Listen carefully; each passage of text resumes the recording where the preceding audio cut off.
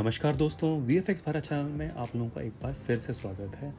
और मैं आज का जो ट्यूटोरियल है वो मैं आपको एक बहुत शॉर्ट ट्यूटोरियल के तौर पे समझ लीजिए कि जैसे कभी कभी बहुत सारे इश्यूज़ क्रिएट हो जाते हैं जब हम काम कर रहे होते हैं, स्पेशली जब कोई चीज़ एक्सपोर्ट करनी होती है, इंपोर्ट करनी होती है।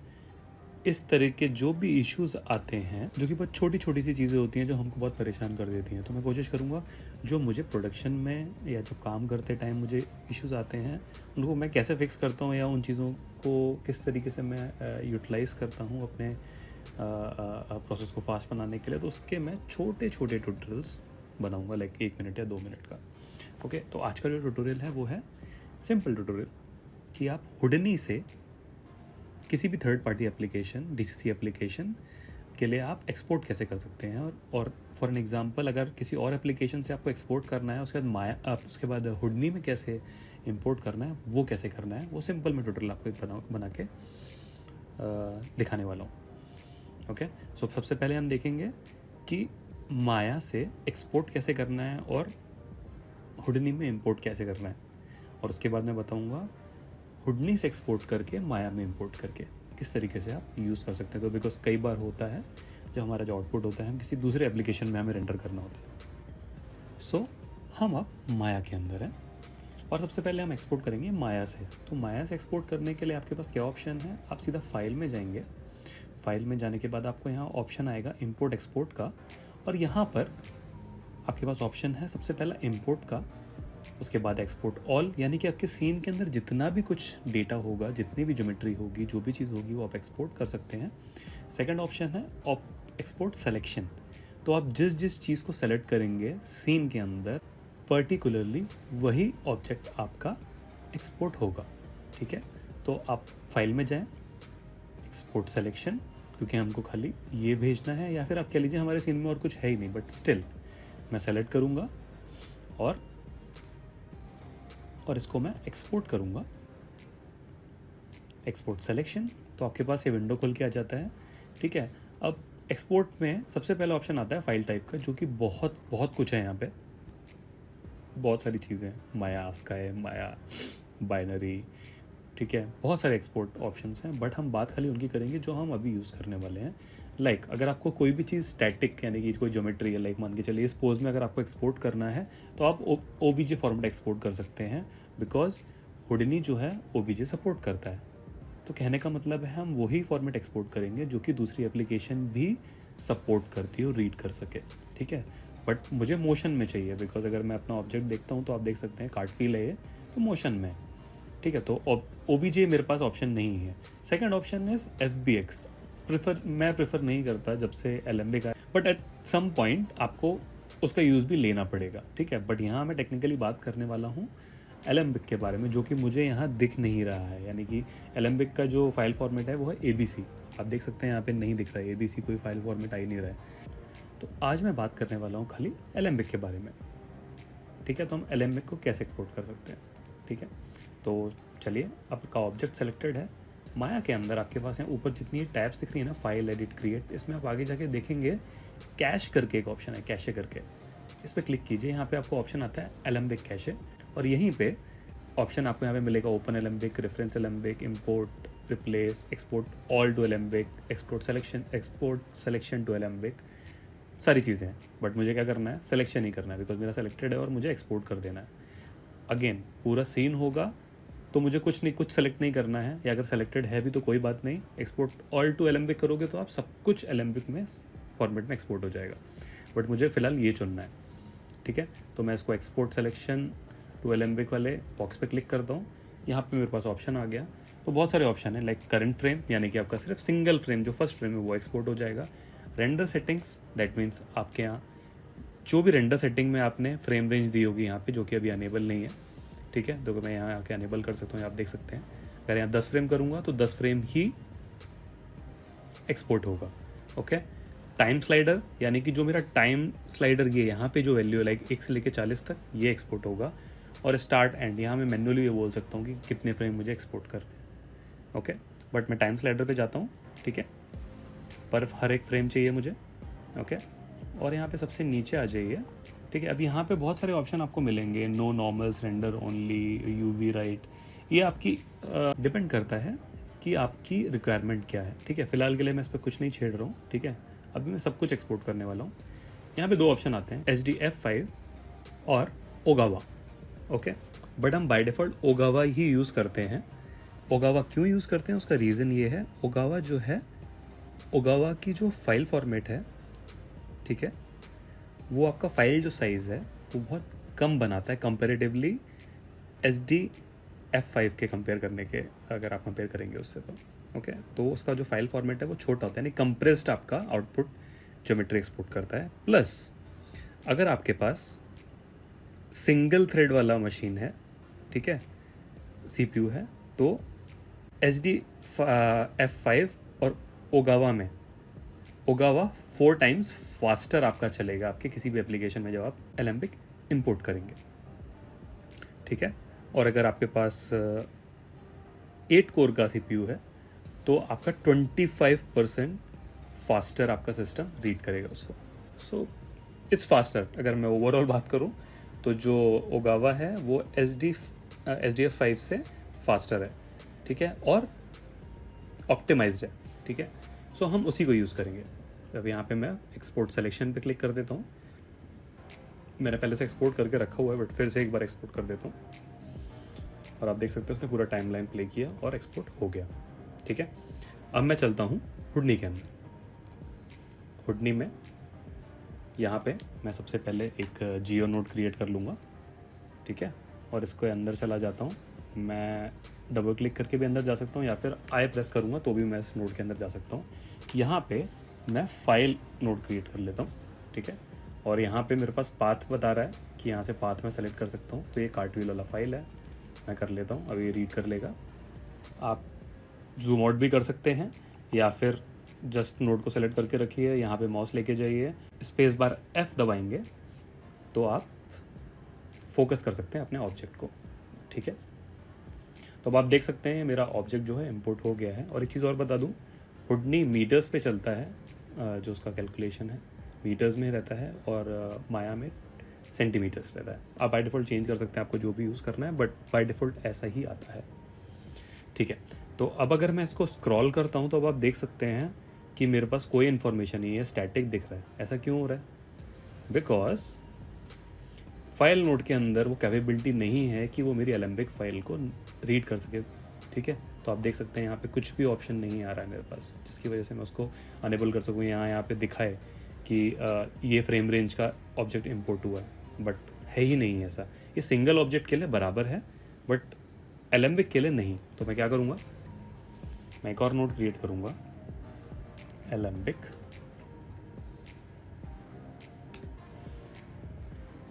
सिर्फ एलेम्बिक, ठीक है। तब आप देख सकते हैं यहाँ पे फ्रेम आ गया ऑलरेडी बाय डिफ़ॉल्ट, ठीक है। अब मैं इस ऑब्जेक्ट को सेलेक्ट कर लेता हूँ, ठीक है।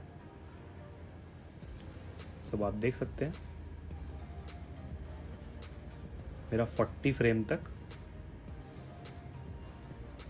ऑलरेडी इसने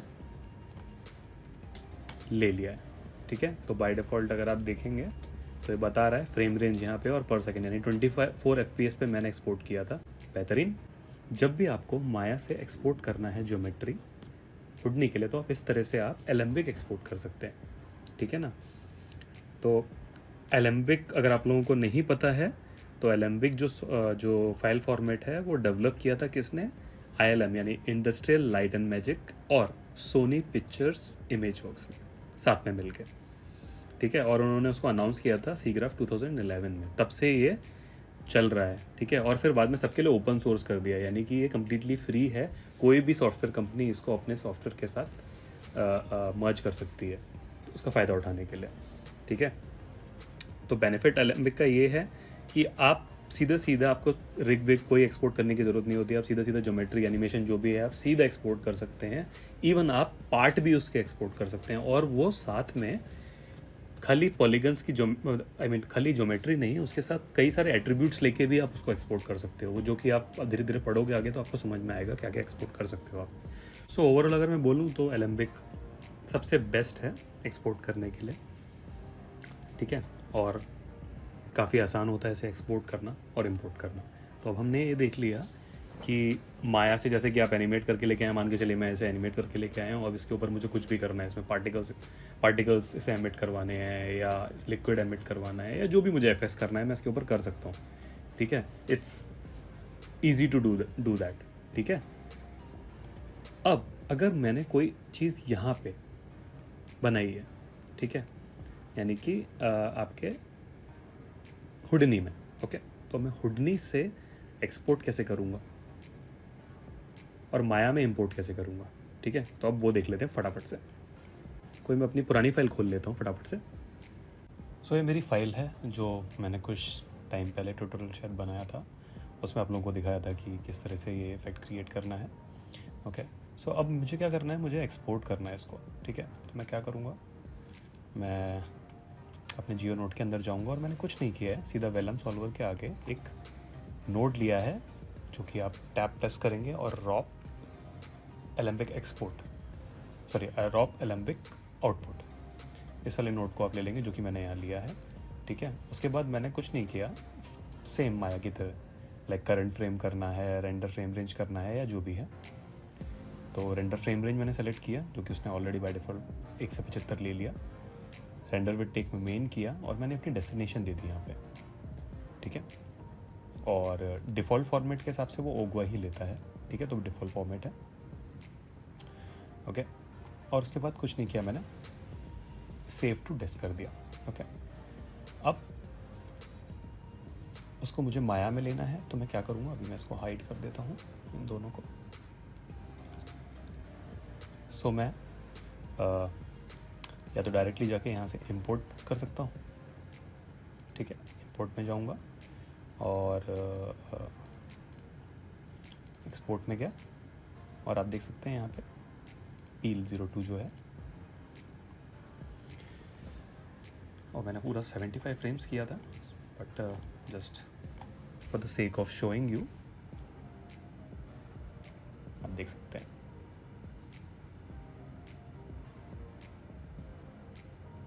इस तरीके से मैंने LMA एक्सपोर्ट किया था और यहाँ पे इंपोर्ट किया और इट्स वर्किंग परफेक्टली जैसा कि मुझे यहाँ पे दिख रहा है, करेक्ट। अब मान के चलिए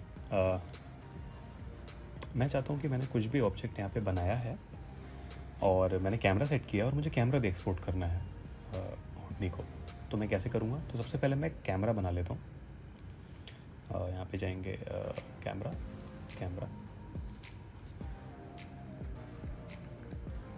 ऑलवेज़ अपने कैमरा ऑब्जेक्ट्स ज्योमेट्रीज को रीनेम करें, it is a very good habit, ताकि कभी भी आपकी कोई फाइल चेक करे या आप किसी को कैरी फॉरवर्ड करें अपना काम, तो उसके लिए आसान हो जाए, तो उसको तो नहीं पता ना आपने क्या क्या किया है, तो आप रीनेम ज़रूर करें, ठीक है। अब ये कैमरा बन गया, तो मैं कैमरा जब भी क्रिएट करता हूँ मैं कभी भी कैमरे को यूज़ नहीं करता हूँ डायरेक्टली, मैं हमेशा उसको लोकेटर के साथ यानी कि कंट्रोलर के साथ यूज़ करता हूँ। जस्ट मैं एक 25 सेंटीमीटर्स जी स्केल में इसको कर देता हूँ और यहाँ पे एक लोकेटर क्रिएट कर देता हूँ, इसको मैं कैम कंट्रोलर बोलूँगा और मेन कैमरा को इसके साथ पेरेंट कर देना है, तो मैं जस्ट ड्रैग एंड ड्रॉप कर दूँगा, तो ये हो गया। अब मैं कैमरे में आ जाता हूँ, यहाँ पे जाके पैनल्स, पर्सपेक्टिव मेन और फिल्म गेट ऑन कर देता हूँ अपना, और पैनल और टियर ऑफ कॉपी, तो जस्ट मुझे एक कॉपी मिल जाएगा मेरे कैमरे का। अब मैं पर्सपेक्टिव में जाके अपना कैमरा ईजीली चेंज कर सकता हूँ, ठीक है। So like this,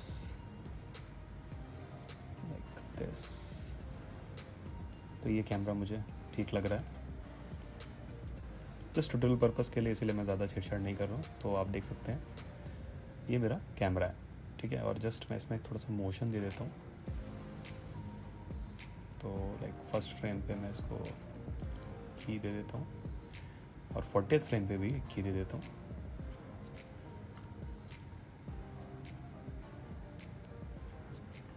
sorry.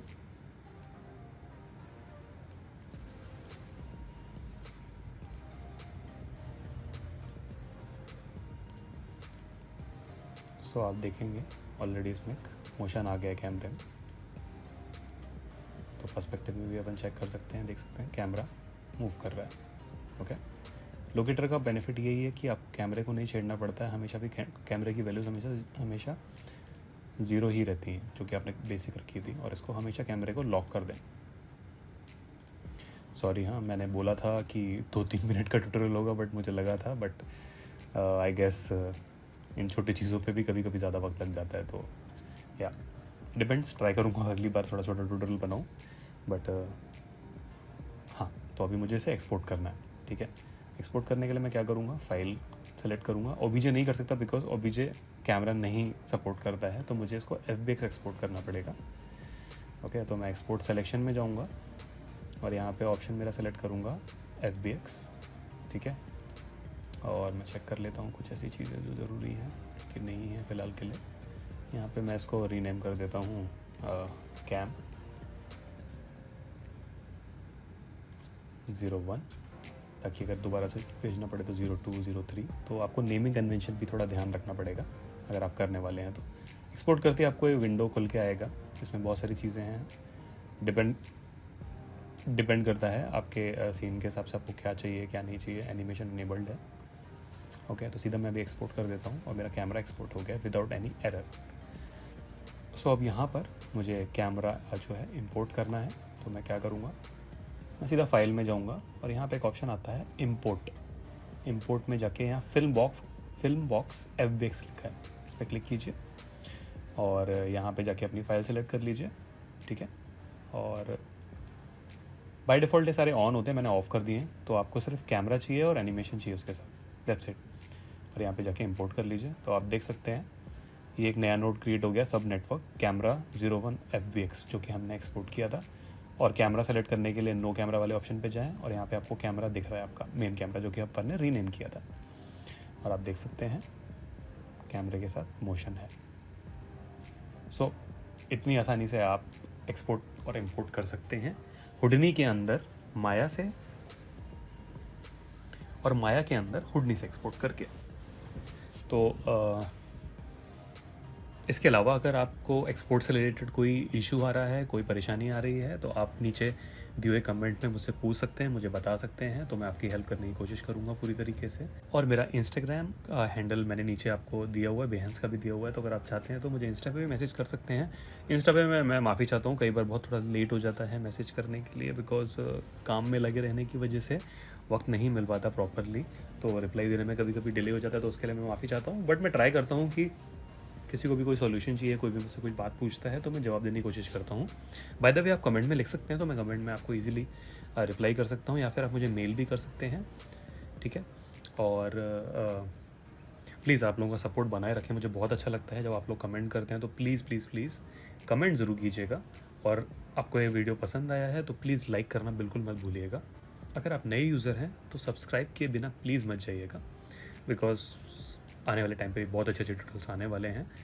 Even तो काम रहेगा थोड़ा सा, शायद थोड़ा डिले हो जाएगा ट्यूटोरियल्स डालने पे, बट मैं कोशिश पूरी करूँगा कि मैं रेगुलर रहूँ चीज़ों के साथ। तो VFX भारत पे टाइम देने के लिए बहुत बहुत शुक्रिया आप लोगों का। आप लोगों के प्यार की वजह से, आप लोगों के सपोर्ट की वजह से ही ये चैनल मैं चला पा रहा हूँ और कंटिन्यू कर पा रहा हूँ। जिस तरह का मुझे रिस्पॉन्स मिल रहा है उसकी वजह से तो मैं आप सबका आभारी हूँ, और बहुत जल्दी कुछ नया करने की भी ट्राई कर रहा हूँ। तो जस्ट साथ रहें और सपोर्ट बनाए रखें। बहुत बहुत शुक्रिया, मिलते हैं अगले ट्यूटोरियल में।